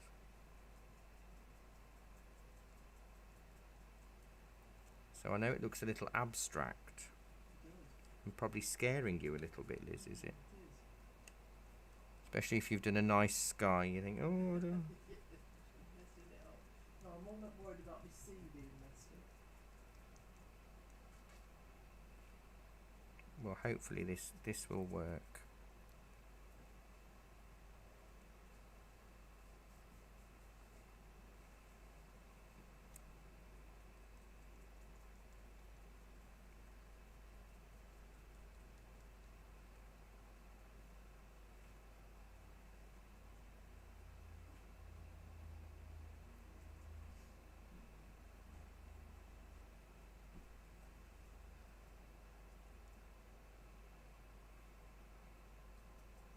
And then if I make a sort of purple colour, it doesn't matter which red you use, but I'll use a bit of cad red, cerulean blue and burnt sienna, because we haven't really used burnt sienna. I'm going to pop that so it's more brown down the bottom corner. so say those colours again. So make your purple out of your cerulean and a bit of cad red, and then add a bit of burnt sienna to it so it goes a darker brown. And then I'm going to put this down the corner and leave a little gap between the two, just for now. It'll all start falling into place in a minute, maybe. Hopefully. I've run out. Oh, that's okay. I've got quite too much space in that corner. Do you need another plate, or are you alright? No, I was really meaning on the. Oh, that's alright. The less sand you've got, probably the better.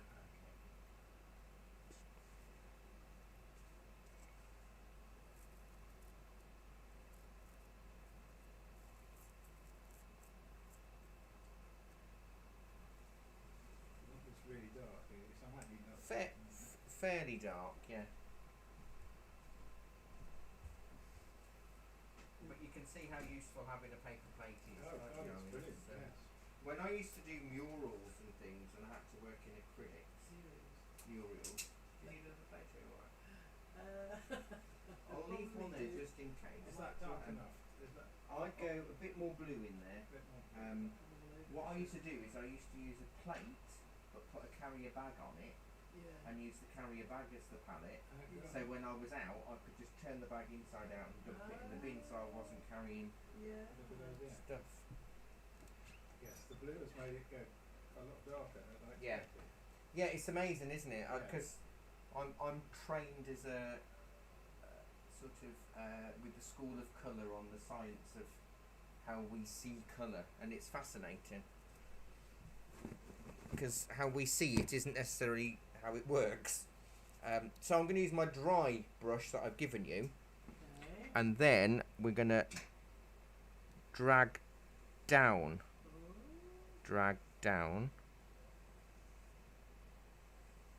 We're not pressing down too hard, and I know it will change because you've got a bit of brown on there. You can wipe it off if it gets too brown. So we're going to go down, Oh, that's clever. down, and then we're going to brush delicately. Where did you start? Just start under the wave in the lighter parts, and then I'm going to brush left to right,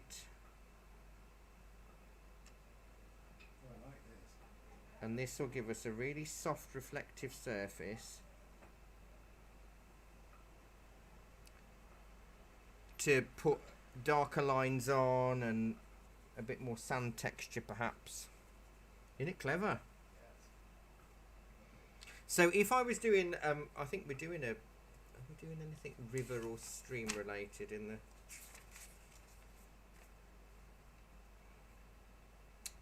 No, we might not. I don't think we've got any rivers or anything. But if we were doing a river, I'd have the white base, but whatever we'd painted in the land, we grab the bottom of and drag it down into the river, and it works really well. So you brush down very delicately and even more gently brush across, and that will give us our reflected sky. You don't have to be a bit more tickly. No, I did it white because I've got a lot of brown in there now. I don't like that. The brown's got a bit there. I don't know actually. Do you know what? We're going to put a bit of darker lines and light lines going across, so I think it'll be fine. You know me, I'm trying to go pale. Yes, but I think the brown has actually muted the colour rather than being vibrant. Do you know what I mean? So I think it will work better for how you wanted to have the colour anyway. Yeah. So I'm going to go back with my little flat brush and the dark grey colour that we use for the wave, and I'm going to put that in here.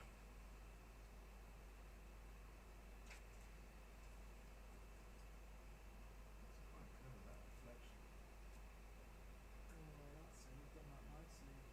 Well, I bet it looks good from over here. It takes a bit of practice, it does. And then a little bit more on the sand because it's wetter where it's more reflective. What colour are you using now? This is that bluey grey colour that we did with the cerulean and the burnt sienna, and just a dull colour for now. You could put a few lines going across it in the dark just to make it feel like there's a bit of movement or interruption.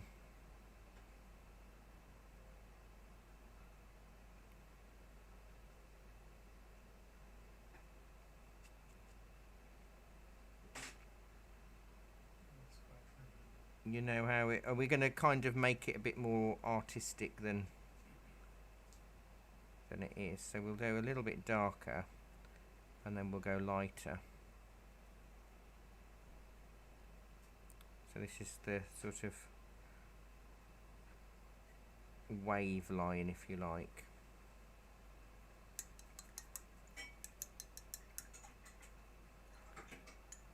So do you think it's behaving the same way as your alkyds, Liz? Yes, I do. Yes, I don't really. You know, I wouldn't say I could notice any specific difference, Except you're cleaning it with water. except for cleaning it with water. Yeah. Absolutely. And Nigel, are you feeling any different? I know it's been a long time. I love it. Yeah, I'm enjoying it hugely, and I've already learned quite a few new things.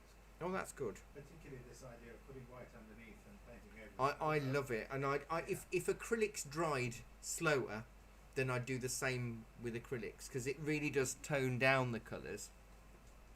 Because Liz, if you look at that palette, because I know you said you don't like bright colours, they're really gaudy, aren't they, on the palette? On here. Yeah. Yeah. So that the white tones it down, Yeah. and it's titanium white we're using because that tones it down more than mixing white or zinc white, perhaps.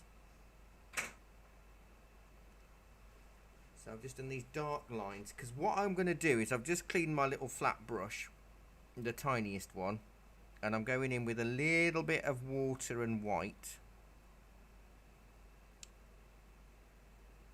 and above that darker line I'm putting a lighter line, and this is the this is where the waves have formed and receded. That's quite clever. I can be sometimes, you know, Nigel, just occasionally, Mm-hmm. but not too often. Yeah, it's lovely. But isn't it just lovely for 2 hours just to sit and be? Well, it gives you a bit of me time, doesn't it? Really? It does. I mean, even though you're in company, you're still Yes. on your own in a way, which is nice.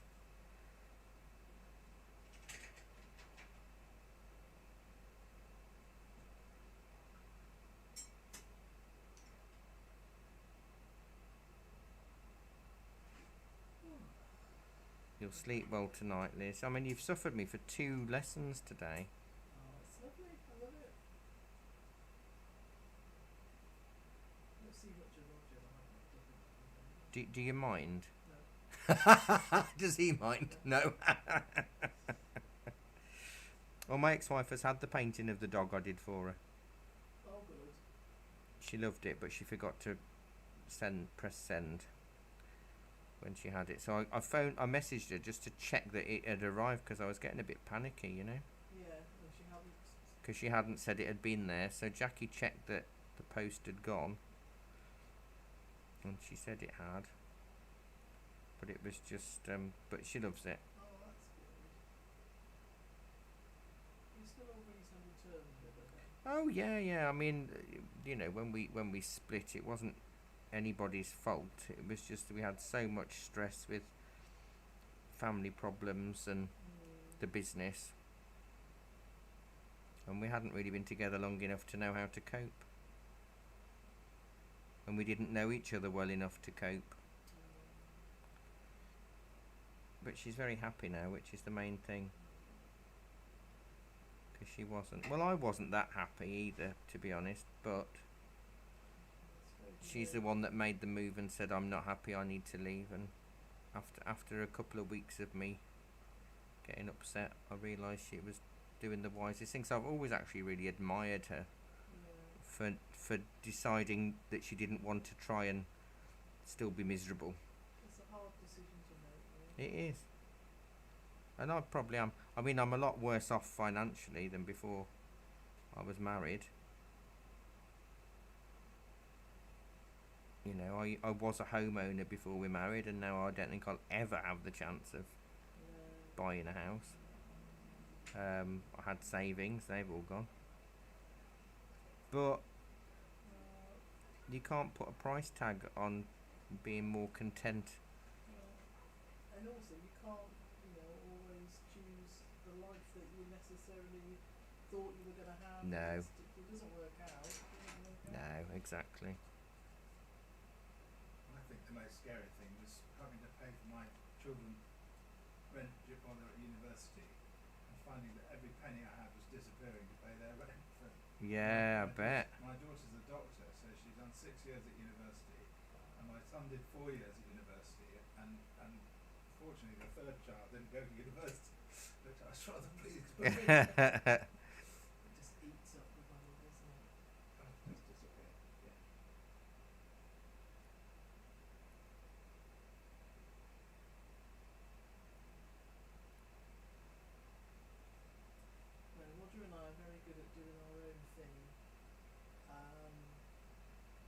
of doing things together. So we like Oh, that's good. both. We like our own space. And I mean, if I say to him, "Oh, I'm going out tonight," he's like, "Oh, great," and I don't go, "Excuse me," because I know he wants to watch a bit of telly and. Yeah, do his thing. Well, he's watching. He'd take the Silverstone qualifying this afternoon, Yeah. and they'd be watching that, doing the Irish travelling. Do you live locally as well? Yeah, just up by the hospital. Oh, yeah. So nice and easy.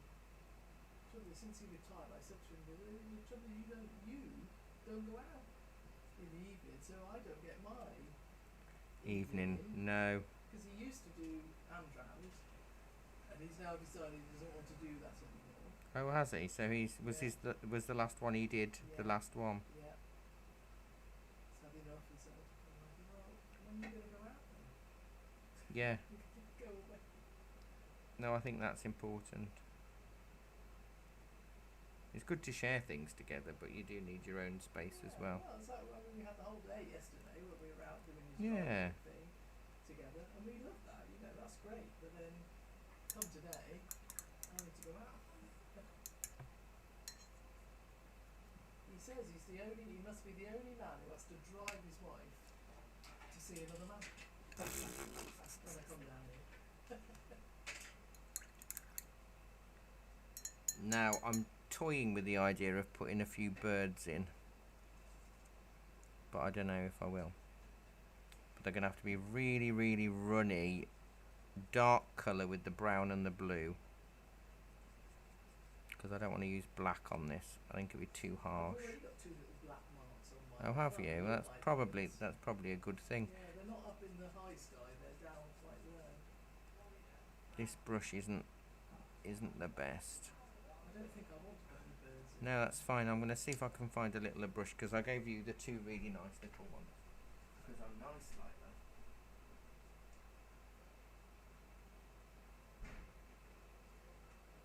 Oh, it's Tanzania now. I know. Good, isn't it? Your waves, Barry, Yeah. very good. Oh, Like, thanks. Very good. On the flat bit of sand. Oh yeah, the bit that of sort of the receded ones. Yeah. Did you just do? Was it just white? I did a dark line and then a white line above it. Yeah. Well, that's nice then. It's interesting though, isn't it? How I will always do mine different to yours because I always want to go pale, but Yeah. at the same time, it comes out nice. Well, Sometimes. yeah, but you know, I think that's perfectly how it should be, isn't it? Really.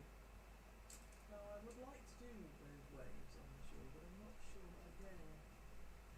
Just try it. No, that one's for you. If you do the white bit first, then you can just blend that in. I wondered about that. Yeah, perhaps I'll have another quick squirt of white, and I'll perhaps do a little. Because actually, oh gosh.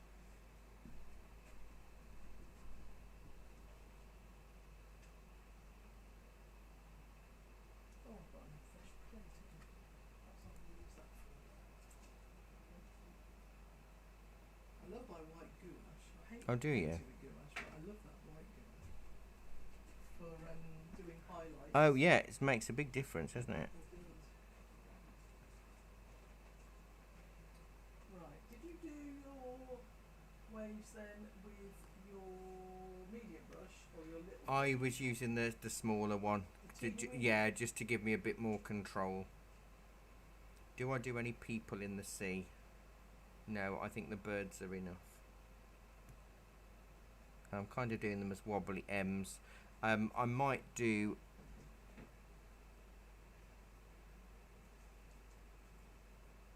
a few more. I've done an odd number, which it should be.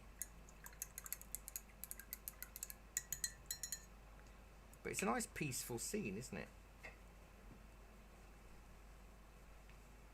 One week I'll definitely be getting you to use a painting knife as well, yes, I quite like the idea of doing that.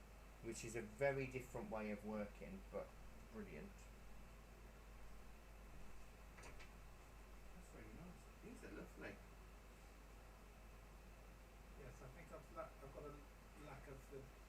your waves are sort of You need to sort of come in a more oval. it's a bit too much of a line, isn't it? But you could bring it out because like where you'll get a wave if it's time trying to bend, you'll get a wave and then another one following nearby. So you could turn them in. You could split some of those into two lines or half and half.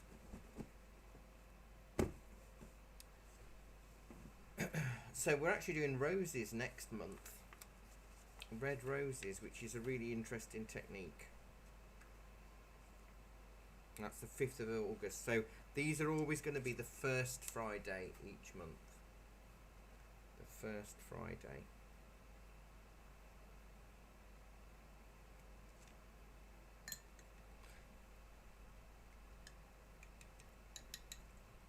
Now I don't know if you want to leave them here and collect them another time or risk taking them home. I think I might like to demonstrate to my family that something worthwhile has happened. Yeah, I was just trying to think. What has happened? Well, they were a bit dubious when I said I've got to go to an art class. They were all saying, "Well, sounds a bit odd," but I think that because I haven't done anything like this for such a long time. And it's all been sort of family and children, and I thought that's sort of I'm retiring. I'll do a few things that I want to do. I mean, I do go sailing every Sunday, but that's another issue. I think this, like Barry was saying just now, the thing is it's nice to do it with other people whilst at the same time on your own. Yeah. And that's what I like, because I don't mind painting on my own at home, but I get something more out of being in a room with other people. Yes. Anyway, I've decided not to do those ones that you've done. Okay. I did them in white. It didn't look good. Okay. What did you use for the birds? I used blue and brown to make a really dark tone, and a lot of water.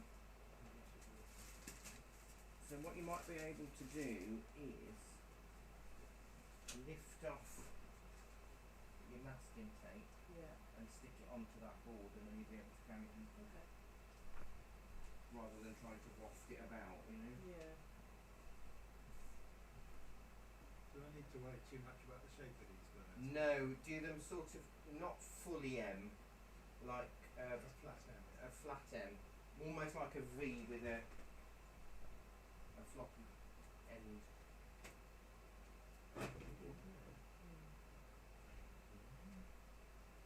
We haven't needed the linseed oil in the end, but it doesn't matter. Gave us a chance to chat about it.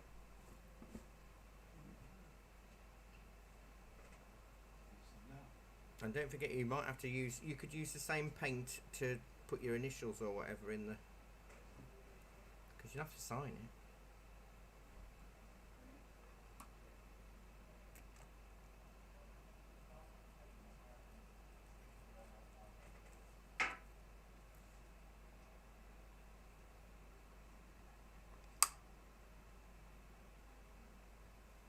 I'm quite impressed with this blue. It's very What, the cerulean? It's a nice Yeah. colour, isn't it? It's Yeah. not. Some ceruleans can be quite in your face, yeah. whereas this is quite muted. I think the ultramarine is a bit brighter. We'll be using that because we. I think I've used ultramarine more in the past. Yeah. And certainly in watercolours. Yeah, yeah. It is a good colour to use. It's one of my favourite blues, ultramarine.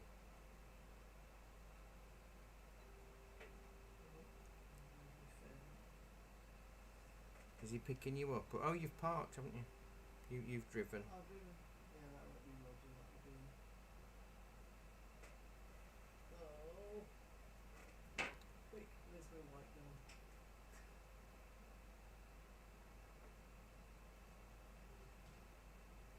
So when I say I'm doing birds, Yeah. I've flown off. Oh, did they not work?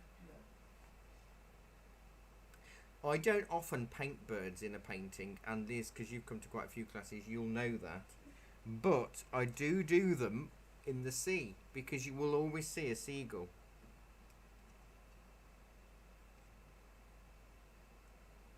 Yes, well, not in my painting. No. love Jeff's red trees afternoon. Oh, do you know, it worked really nicely, didn't it? I said, what kind of tree is red? Well, what tree is red? Maple, a Japanese maple it just tree. made a really nice Turner-esque Yeah. addition, didn't it? Right. Oh, he's a nice guy, Jeff.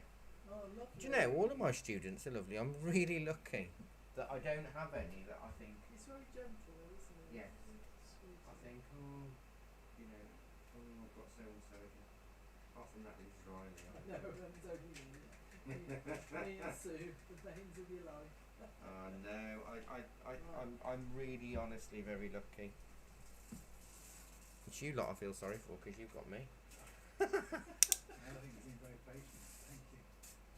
I know everyone says how patient I am. My mum never used to believe me. She's died 6 years ago this year, but she used to say, "Why don't you have the same level of patience with me as you do with your students?" And you say, "You pay me 12 quid, and I'll be really patient with you." I think I ought to be paying you more. It's just such a lovely time, isn't it? It's just so calming and I never tire of doing my job, even when things are really dire, and they can be in the art world. I